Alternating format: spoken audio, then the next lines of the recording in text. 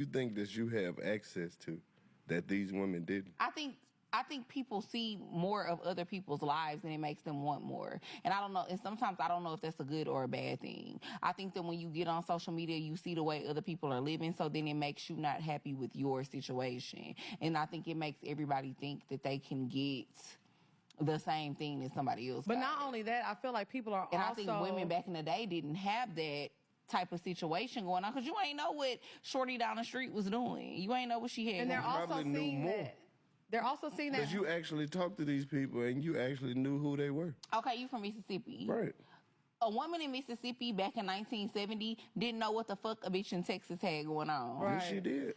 But what I'm saying is that now, not only that... Because they used to drive and this shit, you had to go over there. Well, they're seeing it now, and women have access. So they're seeing, oh, you going through the same shit I'm going through, and we both unhappy. So a lot of women are opting to be single and by themselves, too. That's what's happening, because they're seeing, it ain't just me. We all going through the same shit. But that's what I'm trying, that's the point that I'm trying to make. Do you understand that whether they're choosing to be single or not, the game goes on? Who gives a fuck if you, who cares?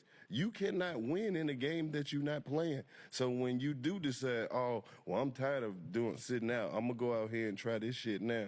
Now the game has moved on and nobody gives a fuck. So there's a lot here that I wanted to unpack when I first saw this video. And I wanted to save it when I was a bit more energetic to talk about the various topics here. But that last part that Carlos Miller is saying, we see, at least I see it a lot, and I'm sure you do as well, where women are very vocal about, I'm just not dating anymore, right? As if that is some sort of like bookend, as if that is some like this is a a multi-billion-dollar dating, economy. Someone's gonna be right there to fill the spot. When we take time away from dating, and I think we should, right? Periodically, I think you can look at these things seasonally. When you remove yourself from the dating pool, it's almost unnoticed. It's probably completely unnoticed, right? This is one of those times where we have to understand that we are not bigger than a program at all, at all. Take a step away from dating, but don't do it because you think that's going to move the needle from the people that you're talking to, or that someone is now going to say, no, don't do that. Stop. When you say that, cool, great. Take your time for yourself. But the longer you're outside of this game, outside of the actual game itself, the harder it is for you to go back in. And, it's all depending if you actually want to go back. Some people there's that growing trend right now that some people are single for such a long time, they find the idea of dating so abhorrent now. There's no point of it. But before we play this back, like, comment, subscribe, hit that notification bell so you don't miss new uploads. If you're seeing this and you haven't seen uploads recently, it's because of the notification bell. Or if you stumble upon this and you're actually subscribed to the channel, it's a notification bell. So go ahead, we'll wait, Klaus will wait, and go ahead and just check that notification bell. So we're going to play this again, but to continue what I was saying, seasonally, like a long time ago, when I was a wee lad, one of my neighbors is up the block, back in New York, the greatest city in the world. Don't argue with me, argue with your mama. He said that life comes in seasons, right? And this is, back when elders used to sometimes take time and give you some life advice that didn't make any sense at the time, but years later, or even the next season, it made sense. I said, life comes in seasons. Sometimes you're in, right? The coach has you in the game, and it's all you. You cannot miss. You cannot lose. And other times, you're trying to do your best to force the issue, and it never works out. Thinking back to it, that's probably something that he needed to hear at the time, but he gave me that little nugget, and it makes a lot of sense. There's times when, you're dating and you want to be with someone and it just feels like the universe is kind of grinding against you, and not in that, sexy way in the club, in that way that you just can't win for losing. Shout out to Blair. You can't win for losing. He says that all the time. You try the things and it blows up catastrophically. And then, months later or sometime later, it seems like you're back on top. You're back in season. And what takes you out of season, right? Let's clarify this. What takes you out of season is yourself. Sometimes you don't realize you have such a buildup of tension and sometimes even ego, right? Shout out, I'm dealing with that, recently. Your ego sort of grinding against you, and it's working against you in ways you do not understand. Sometimes you're carrying a lot of baggage, a lot of stress, and you're going out there thinking and feeling as if you're giving your best, but in reality, you're probably operating at 40% efficiency. And in terms of relationally, yeah, things fail, I think, at 85% efficiency. If you're not really giving your best foot forward, sometimes it's time for you to just take some time, work on yourself. But let's never get it confused, right? Let's never get that hiatus that you're taking as if it means something to the totality of the dating game. Not at all. So when men and women say, "No, I'm done with dating," what do you think that means?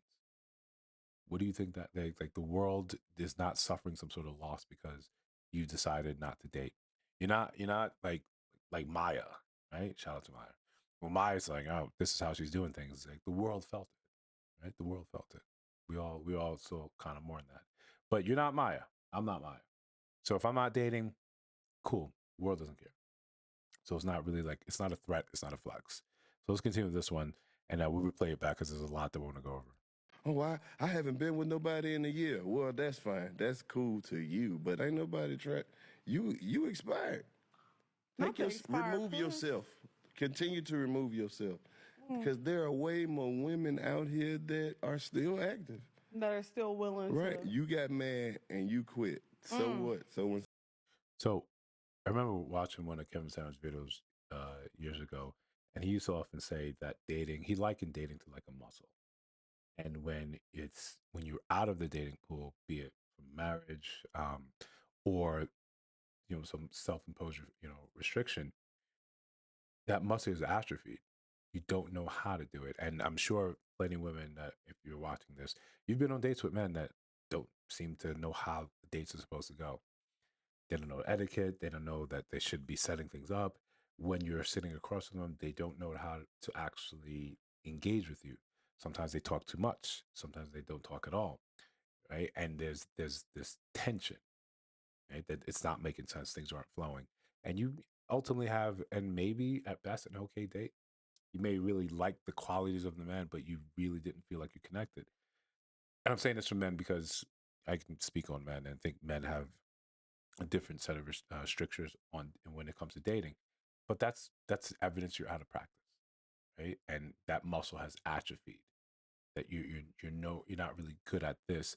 You're not good at sort of selling yourself. You're not good at being in front of someone's maybe a stranger that you're attracted to. You don't know how to do these things because you've taken too much time or you've just been out of the dating game. For women, there's similar things, right? But of course, things are different for women. Sometimes being alone too long makes you disagreeable to everything else. You can't see the purpose of inviting someone else out in your life to make any type of changes. You're unwilling to give someone leverage over you and your decisions of where you go, how you go, what you say, what you don't say. That's when we see people that have been single for such a long time. Now you kind of lose or that ability to relate to someone is atrophied as well. So there's pros and cons for taking yourself out the dating game, but we should always look and say, what is it that we want? If the goal is to be with someone long term, if the goal is marriage, then we have to move accordingly. Taking yourself out, but still wanting to be married, still wanting someone, now you're working against yourself. I think that's fairly obvious to see. somebody get the person you want, Are don't you a say quitter, shit. Dre? What is it do you think that you have access to that these women didn't? I think people see more of other people's lives and it makes them want more. And I don't know. And sometimes I don't know if that's a good or a bad thing. Definitely a bad thing, right? Definitely a bad thing. Comparison is thief of joy. We know that. You know, we that pioneered social media, us millennials, before we had it, and when it became in its infancy, and we got the social media apps, and we got to compare our lives, and immediately we started lying. Immediately we started lying that our lives were this glamorous, so this perfect. And then as Instagram came, it was more photo worthy, photo front. Um, we perfected the lie, and filters came out. These are things that changed the social shape of reality, and we're lying. right? We're lying. Or if we're not lying, we're highly focusing on a small percentage, a fractional share of our life. You don't live on vacation. Most of us, the average of us, don't do these things. We mimic our lives after celebrities. We go to the places, and an easy one to think of is that sudden explosion of everyone wanted to go to Tulum. You couldn't find Tulum on a map. You didn't know Tulum was in Mexico until someone told you. But it suddenly became a thing, and it just filtered down through social media or across the social media, depending where you are, depending how you look at things. But that's just comparison. And then those other videos you see on Instagram with the sad little flute music showing you the reality, the Instagram, and then the reality of some of these places I visited. Like when I was in Santorini, a beautiful place, absolutely crowded, absolutely crowded. You don't see those in the curated photos, right? When things are working, people are taking time. They're waiting in line. They're creating a little system. Here, you can get this shot where there's nothing in the background, there's no one in the background, and that just line just keeps on going, keeps on going, keeps on going. Same thing in Bali, the stairway to heaven. It's a legitimate line, so people can get that iconic photo. It's a lie, right? It's a curated, or it's at least a very curated truth that you get to share with the world, and everyone feels better for it. But the point of this, when you compare your life with everyone else's, you never measure up well. You never do, because when you're comparing your life to someone, it's usually someone that you're admiring, someone that you're looking for them. You sought out their page.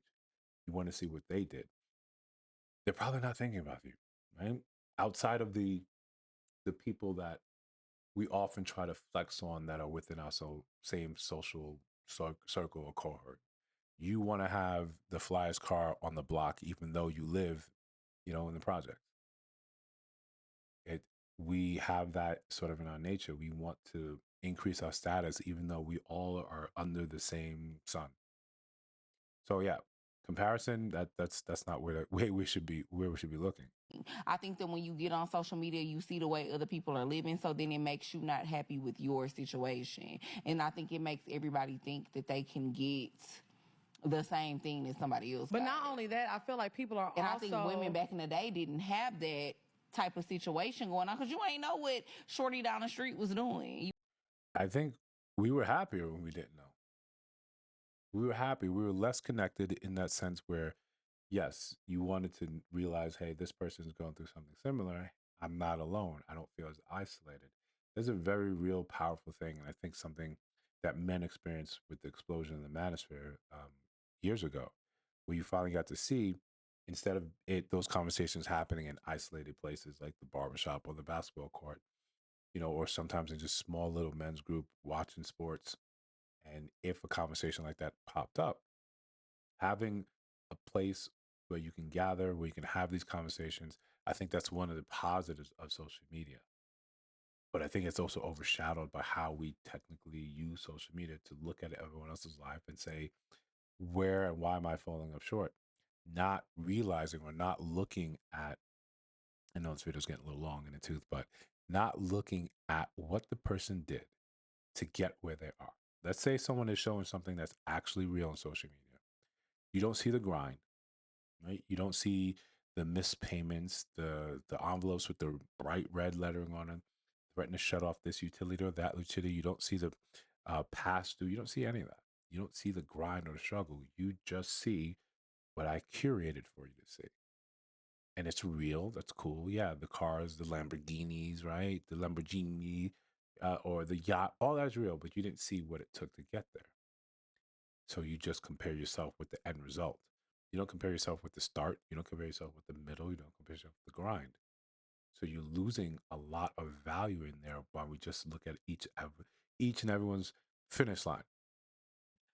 I'll finish it with saying, give an example of myself. When I wrote my book, I would compare it to finished products of polished authors, right?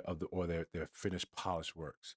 Authors that I found great inspiration from, just reading their work, and say Don Winslow and Zadie Smith, the way Don Winslow told the story and crafted it and brought you along that narrative.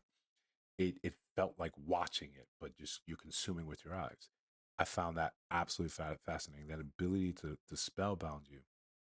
And with Zadie Smith, her characterization is just beyond words. Some of the quotes that I got from her words are just they stay with me every day.